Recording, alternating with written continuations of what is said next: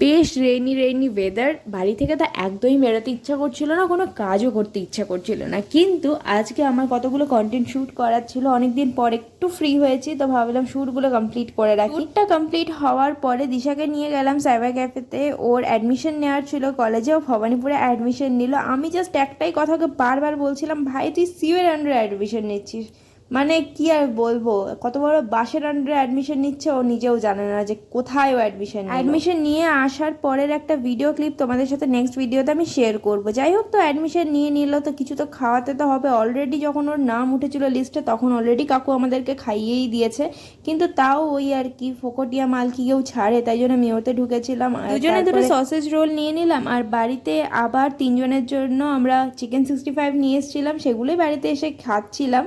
আর তার আগে আমার আরও কতগুলো শ্যুট ছিল, সেইগুলো কমপ্লিট করলাম। তো এভাবেই দিনটা কাটলো। বাই।